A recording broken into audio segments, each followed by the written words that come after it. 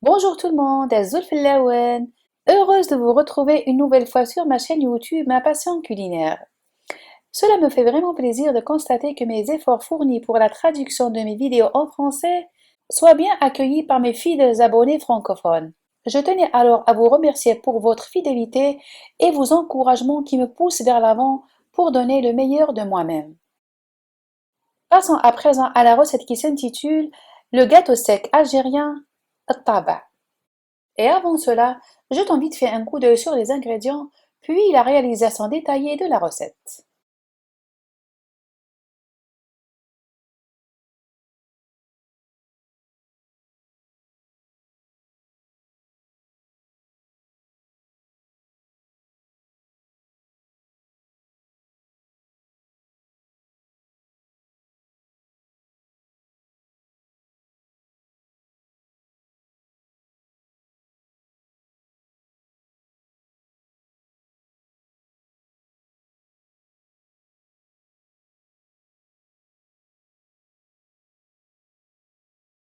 Alors je tamise ma farine et je reviens vers vous pour démarrer la recette.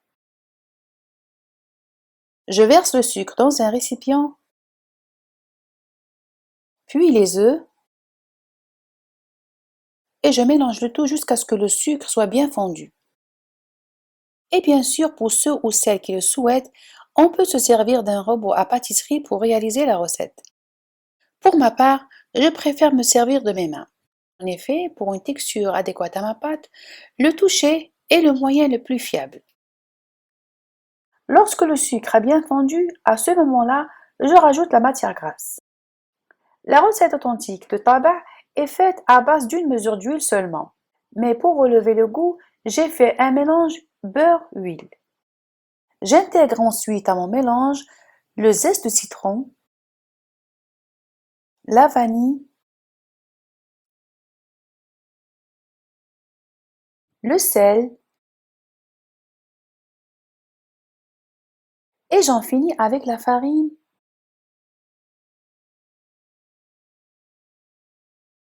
et la levure chimique.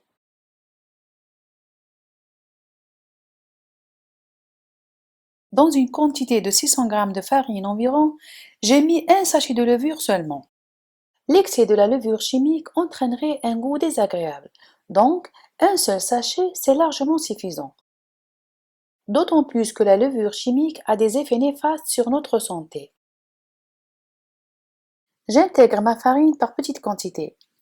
Et au moment où ma pâte se ramasse comme ceci, j'évite de la pétrir au risque de déclencher le réseau du gluten qui donnerait de l'élasticité à ma pâte.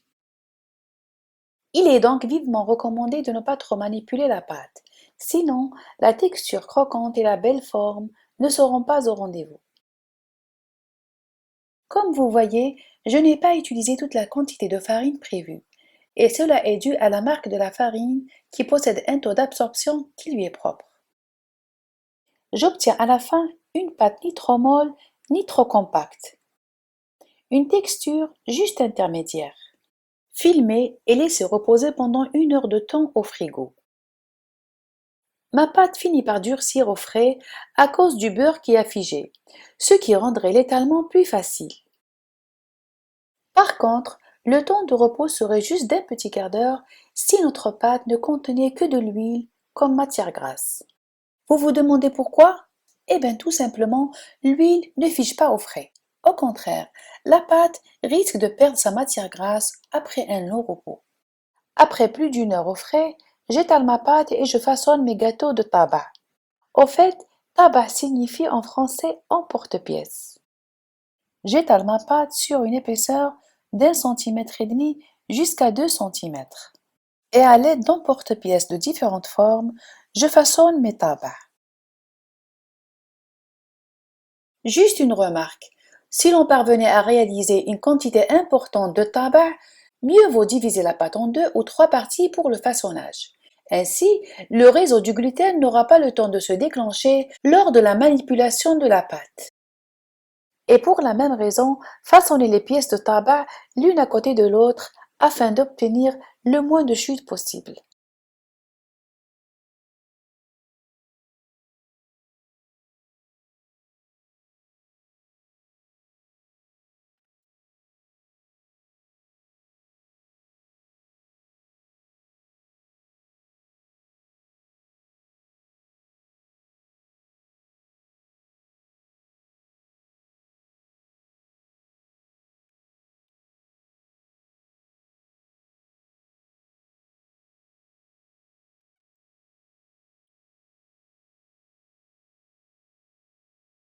Disposez sur un plateau allant au four et badigeonnez par la suite avec un jaune d'œuf.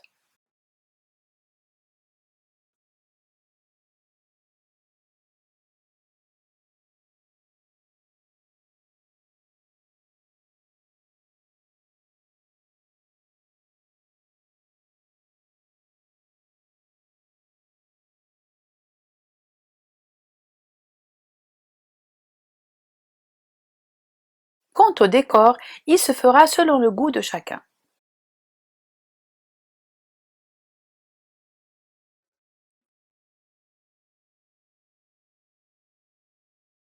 Comme vous voyez, notre tabac est un peu épais, donc il est évident que la cuisson sera un peu plus longue et à température plutôt moyenne.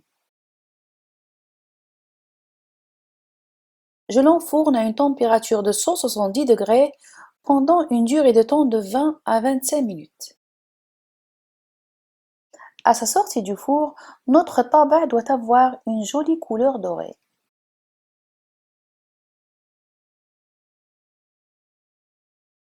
Le gâteau sec tabac se conserve très bien pour une longue durée dans une boîte en métal et son goût s'intensifie jour après jour.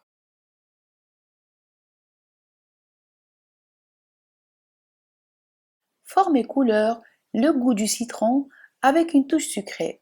Tous les ingrédients sont réunis dans un même gâteau. De quoi satisfaire la gourmandise des petits et grands. Un gâteau tabac qui a bercé notre enfance et qui nous a plongés dans un passé innocent, paisible et chaleureux. Ma vidéo de gâteau tabac touche à sa fin. J'espère que vous avez aimé. Et si c'est le cas, partagez. À bientôt pour une nouvelle recette.